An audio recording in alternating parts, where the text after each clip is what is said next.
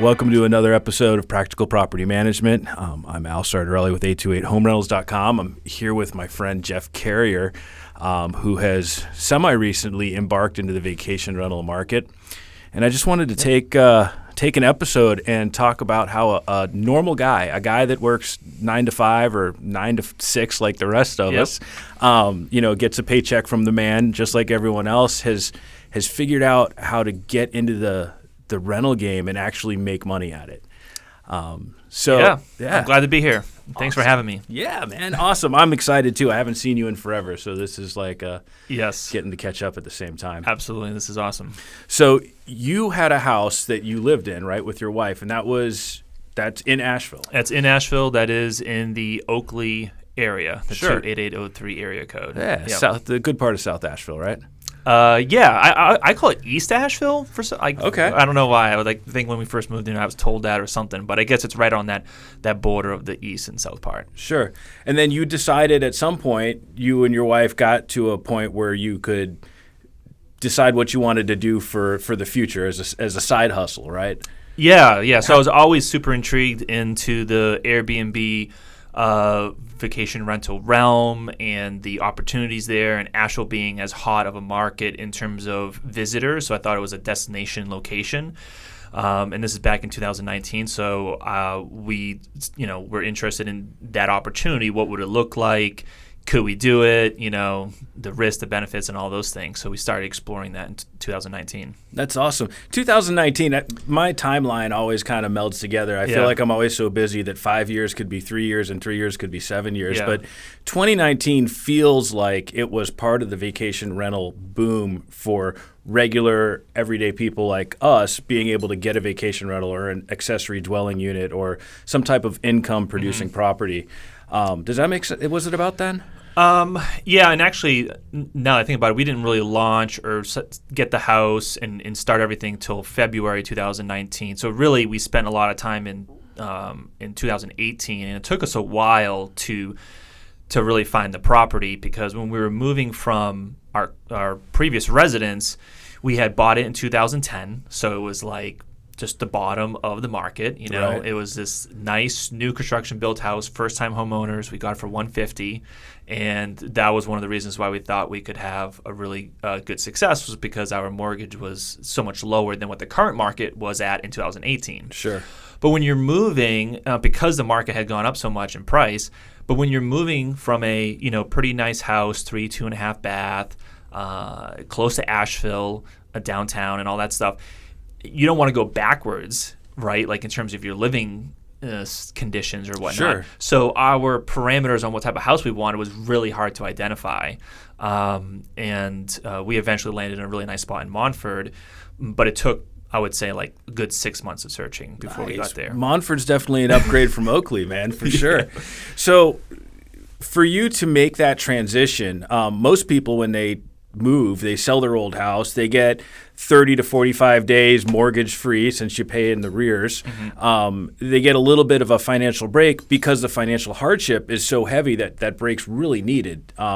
Maybe not because of that, but it works out well. And then of course you have the ability to take all your old furniture with you. Like you don't have to furnish a new house, you don't have to buy new TVs. Oh, yeah. All that stuff kind of comes with you. So the massive expense of moving that I deal with clients, coupled with having to replace everything, that just seems enormous. Was that cost huge? How did that work? It was pretty costly, because we weren't also furnishing a Airbnb rental where you might want to get affordable items when it comes to furniture, utensils, dishware, etc. We were like, no, we're going to keep all of that there, and we want our New Montford home to be, farmhouse style. So of course we're going to get really nice stuff for the new house. So everything was like, 4 times as expensive if you were to furnish an Airbnb. So Sure. Our first month, we didn't have a couch. We had camping chairs in our living room, for example. So it was that kind of environment for the first 30 to 60 days. It's like your first apartment ever, right? Yeah, it was like your first apartment ever. But we were excited because we were downtown and we could walk downtown and all that stuff. Sure. And we knew what the end goal was anyway. So we really didn't furnish the whole house for several months. I mean, the main things, the priorities, the bed, the couch came first, but our second bedroom didn't have a bed into it for several months, just items like that. So it was a burden covering the first couple months actually, until Airbnb was officially live, because you have to deep clean it, because we had 2 dogs. We had been there for 10 years. So that whole process, getting photos of it, trying to do the Airbnb process correct, getting it approved. What does that process look like? Like, what do you have to do beyond what a normal person would just expect? Like, you clean it up, you throw maybe some updates to it, patch some walls, put some fresh paint on there, and then you go live? Or what's the extra stuff? Yeah, so just imagine trying to do all that while also trying to move. And your new house also needs to be painted. And we had to reskim all the walls at the new house because it was older plaster walls. So we had to do both of that. But in terms of the Airbnb specifically, you're definitely painting. You have your scuff marks and et cetera. Ours wasn't too bad in terms of like any kind of minor damage. But you have the cleaning, the additional painting. You have to get other items too that you don't really think about when it comes to just extra bath towels. Sure. And other types of makeup remover wipes. Other things you're going to leave behind for the guests. Then you also have to create a guidebook and a guest book. So like, how do I do that? What needs to be in the guest book? So then you're doing a lot of research in terms of that. We didn't have a smart code on the front door, but we wanted to make sure that process was easy and from day one. So getting a smart code, setting up that process. I think you're setting up a lot of processes. You're Sure. getting the property set up, but what's the first message we send to the first person once they sign up for the new reservation, after they check in, after they check out? So getting those in place. Who's a cleaner we can trust? What needs to be cleaned during each stay? Getting that pricing down too, so negotiating pricing with them, so that way you can make sure that you're covering your costs up front. Those are all some of the things you need to all prep and prepare. Sure. So with a lot of the Airbnbs that I've managed in the past and that I'm familiar with, we automate a lot of those processes. Mm-hmm. We use locks to integrate with Airbnb and VRBO. We use calendars that alert our cleaners, so we can be more hands-off because we have more to manage. Yep. Did you utilize those processes, or are you more kind of daily working on it? Like, no, ours it runs very smoothly now once you kind of put in those pieces. We don't alert our cleaner as an example, but we have saved messages that Airbnb saves for you. So that's just a simple, small, easy, repeatable task that you can do. Sure. We would try and make sure communication is extremely high, because in any business, not just Airbnb, if you're working with a contractor, communication is really important. But outside of, say, a new booking comes in, we send them one message that's already pre-populated. We send that to the cleaner, and then we put the note inside the calendar app inside Airbnb, so we know who's cleaning it, and they go and clean it. And that's really the only process that we have to manage outside of your normal inquiries and questions that might come up with, especially with Asheville being such a tourist location that might have recommendations. Which we have a guidebook that has a link. It's an online guidebook, so they can preview it already in advance, and we've already built it and printed it off. So for the most part, it's really just kind of sending messages that we deal with now. Sure. That's awesome, man. Yeah. When we managed them, we were, like I said, hands off. So the cleaners were automated. Their schedule populated just like yours would when someone books. They had a copy of that schedule. They replaced towels. They replaced paper towels, toilet paper, all the wearable stuff. Check the batteries in the remotes, check the light bulbs. And we would just Amazon them when it got low on paper towels. We would just send an Amazon order to them. Yep. So we were very hands-off until we needed to be hands-on. To the opposite side of that, when my wife and I traveled, we rented an Airbnb, and the guy wanted to pick us up at the airport. He wanted to give us a tour of this one-bedroom efficiency house. It was in Bermuda, so it was beautiful, but we were all ready to open a bottle of wine or drink some rum and just kind of enjoy the sun. And this guy was giving us the grand tour of all 400 square feet. Yep. And then he was very nice. We enjoyed it, but it was an odd feeling because to me, when I rent an Airbnb, I'm used to that. Just give me the code. If I have a question, I'll call you. You don't have to bug me. I'm on vacation. it came in handy to be in a place I've never been before to have somebody that friendly, but it was definitely odd. So there's definitely extremes. Yeah, there are. And I've heard a lot of those types of stories as well. So in preparation of going to the Airbnb, of course, I did massive amounts of research when it comes to either podcasts or on Facebook groups or whatnot. And so I've heard a lot of different experiences and stories.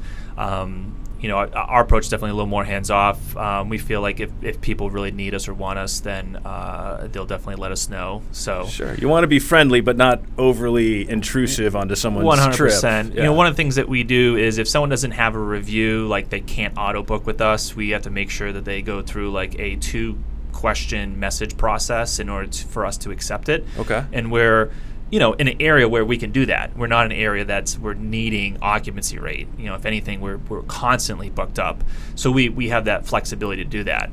And in that messaging, we always tell them, like, we'll meet you on site to check in since they don't have any reviews. And it's just a small way to, like, let them know that, hey, we're going to meet you. Or I think we say we might or probably will meet you. Right. But then we always just kind of let them know that, we're not going to check in at your leisure, make yourself at home and let us know if you need anything. Sure. One of the companies that I was talking to you about earlier that's going to be managing a friend of mine's rental, they said one of the big red flags for them, and it's not a you can't book here red flag, but it's a flag that goes up that makes them look deeper into what's going on, is same-day bookings. They feel like 9 times out of 10, more often than not, a same-day booking is a result of something gone wrong. And because something went wrong, they take the time to call the person, talk to them, find out what happened, making sure they're not getting kicked out of another Airbnb down the road for throwing a wild party or something like that. So it's kind of, I've managed Airbnbs. I don't right now. I hope to do it again in the future once I kind of get my legs under me a little bit better. But it's interesting to see what others kind of do as opposed to what I've done.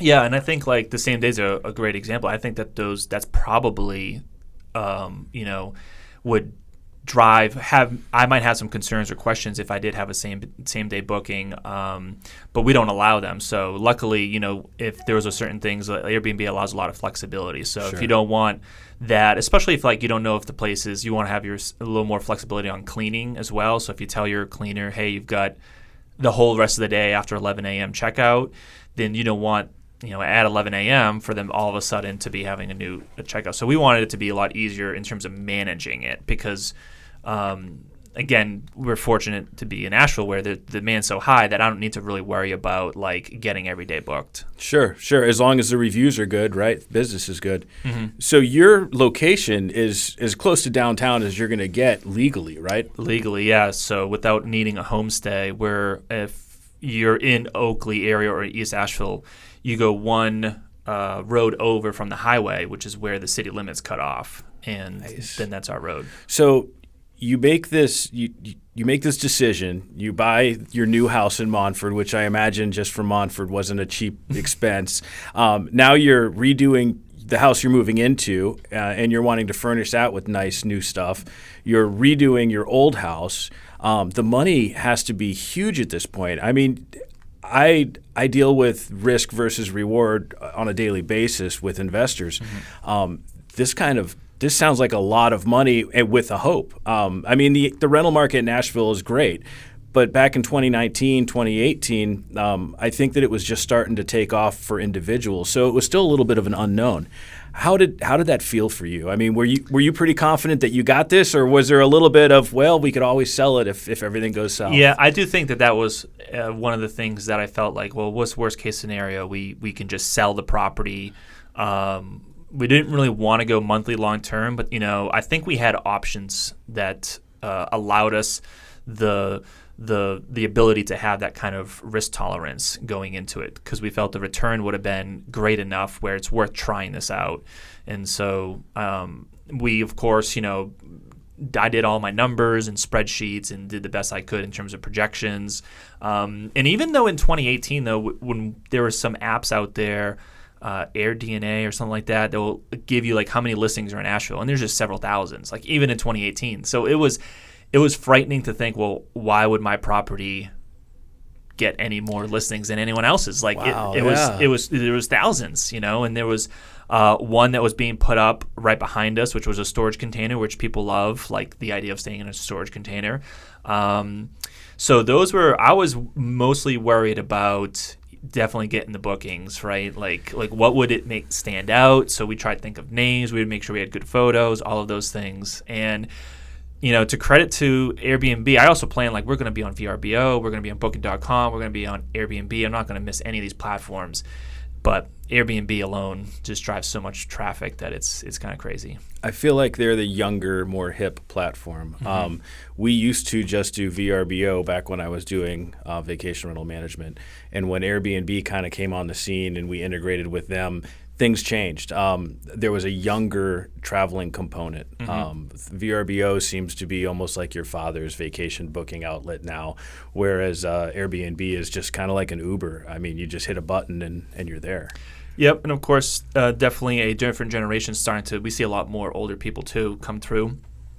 Which is nice. It's probably something that is it's just trending. So a lot of older people are there. We're also kind of pretty close to the Biltmore estate, so that's kind of an older type of activity to do. Generally speaking, I don't know. We have a good mix of everyone. We even have a lot of international people that have come through. So, but that's just really all credit to Asheville, just being Asheville. Sure, that's a really good way of putting it too. When you said you were worried about the competition and why would someone choose your house over theirs, when in my mind I'm just like, as long as it's everything works, you're gonna rent it. I have an acquaintance that has a little piece of property and he's got teepees, literally tents you buy on Amazon with a wood stove in it and a couple lawn chairs and a fire pit out front. And they're rented. They're booked solid. And he claims that they're his best customers because I think the expectation of what you're getting is low. You're paying a smaller amount. But nothing can really be wrong with the tent aside from it being waterproof, right? Right. Yeah. No, I think that makes a lot of sense in terms of as long as you have something that works, it's going to rent. You kind of realize that maybe afterwards, but when you're going through the process, you're definitely you're just concerned. You're just Sure. Every little thing is running through your head, and you're like, well, what if our house doesn't get picked? And it's it's at 20% occupancy, and then that means we only make this much. And the truth was, though, we didn't need a lot of occupancy rate just to cover our monthly rent, just because our house had been purchased in 2010 at a good time, and I think that really helped us as well. Yeah. So you do all this. You invest the time. You invest the money. You get all your stuff in place on Airbnb and VRBO, and you go live.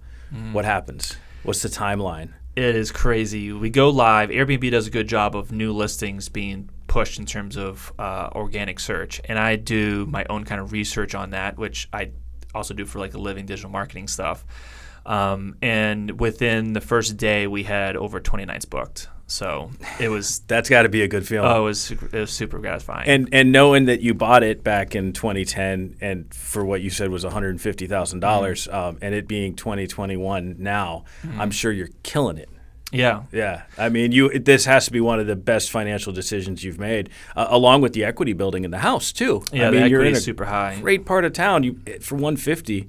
Yeah. I mean, there's nothing in that part of town that sells for less than 225 now. No, and it's actually much higher than that, There you especially go, yeah. if you're outside. The investors know how to find investing property, as we've discussed. They're doing it way more savvier than just going to realestate.com or Zillow or Redfin. So if you do get it listed, investors see that. There was a property that, I mean, it's just increasing a lot, and so especially if it's an investment type property, which ours falls in that category of being outside city limits. Yeah, that's huge. When I list properties that are able to be rented out on Airbnb and VRBO, that's always a huge selling point. As a realtor, you don't want to always guarantee that that's going to be a possibility with the home, but it's certainly implied in the listings, and most buyer's agents will be searching for that as well. Not only are you outside of city taxes, in some points you're getting a lot of benefits, and the biggest one is going to be the vacation rental market here in Asheville. Yeah. So all that being said, would you do it again? Yeah, no, absolutely. Are you gonna? Well, I'm always looking. I'm always looking. Well, I'm looking for I'm pretty structured and kind of goal oriented. So the next goal is to pay off the actual house, and then once that's done, then we'll be looking at other potential opportunities. I really like the idea of doing tree houses on land that's about 15 minutes east. This is just a good spot. It's close to Asheville, but you can it's a lesser commitment of an investment because the housing market is so crazy right now. Yeah, no, absolutely. It sounds like it all worked out for you, though. Yeah. And I want to encourage other people through this that getting into real estate investing, making money on houses, you don't have to be ultra rich, or you don't have to be schooled in this. You didn't come from a real estate investing background, as far as I know. You just saw an opportunity and made the most of it, went out on a limb, and capitalized on it. Absolutely. Yeah, I had zero experience. I did the normal things that anyone could do, which would be, going onto podcasts, YouTube videos, Facebook groups, and then just making sure that you try and do your best at projections and forecasting, the potential ups and downs into your returns, and maybe like us, like having an exit clause or like exit strategy, like, okay, if this doesn't go as well, then you always know you can pull the ripcord, and so that way you're, maybe that's a sticking point with some people in terms of jumping in with 2 feet. Setting up that exit strategy is important as well. Yeah, I bought a house and remodeled it, and I ended up renting it out long term. But there was a moment, because it's just outside the city limits, in a really good area for Airbnbs. It's huge. It had 2 kitchens and 2 living rooms and 4 Which area bedrooms. Is that? It's off Mount Carmel, over by the high school. Uh-huh. I guess it would be considered northeast Asheville. Okay. Up Lester Highway. Yeah. So the issue for my wife and I was we just got done gutting this place and remodeling it and sticking every dime we had into it, and getting it finally refinanced so that we could see that money back in our pockets and get the equity out of it. But to furnish it to be that awesome Airbnb place was because furnishing is not cheap. As you probably went through the process of trying to gauge how much that would be. It could be an easy $10,000+. That's if you don't get the jacuzzi and the pool table. Oh, yeah. This is bottom of the barrel. Like, you just need beds and you need nightstands. Like, we didn't even have nightstands in 2 of our guest bedrooms at that house because we didn't stay in those rooms. They were just guest beds. We didn't even have nightstands. So that's like simple stuff that we had to buy that we didn't even think of. Yeah. So yeah, it's not cheap. So one of the fortunate things for us was we got to wait and go slower because we bought everything at the newer house. Sure. So we didn't have, as we had the camping chairs for the first month or whatever it is. You can't do that obviously at the Airbnb. So we kept all of our other stuff there. So it was pretty much furnished from day one outside of these little odds and ends, but it does add up. One of the biggest concerns that I get from people when they think about renting out their house, even in the long-term market, but especially in the short-term market, is people have in my opinion, an unrealistic expectation of wear and tear. Mm-hmm. They're worried that if they rent it out every weekend to a group of people 52 weeks a year, maybe even multiple times during the week, and you have, say, 60 or 70 families come through your home, that your home is just going to be a mess and they're going to destroy it. What have you found with that? Yeah, I think that's definitely, from my opinion, a misconception, because I think I might have the inverse opinion, whereas if someone's renting your house long-term, month-to-month, they're just renters, and so they're in there all the time, especially if you have families. We see probably the most dirtiness with families, but people with actual kids, and have had some of the more dings with the actual kids. But they're less inclined, I believe, to take care of the house and do regular maintenance items, whereas if you have someone in just for the weekend, and they're out a lot. We have people where you can't even tell they stayed there for the whole weekend. Sure, they're just sleeping and and going out. Asheville's got a lot of restaurants, breweries, other places to visit. So we have literally had no damage for the most part in the house. We had a scratch on the floor. Real minor things. We've had almost no issues. So we had someone who had a pretty large gathering, but even they, it was dirty, but they attempted to clean up the best they could with lots of trash bags, for example. but no actual damage. I really think that like when people are in there, and here's the other thing that people underestimate is this is all done on a review process, right? Whereas long-term renters, where are those ratings from that long-term renters, right? Oh, you would love to see their star rating. Yeah. These renters who come in through Airbnb type platforms, they have a star rating. They want to keep that up. Yeah.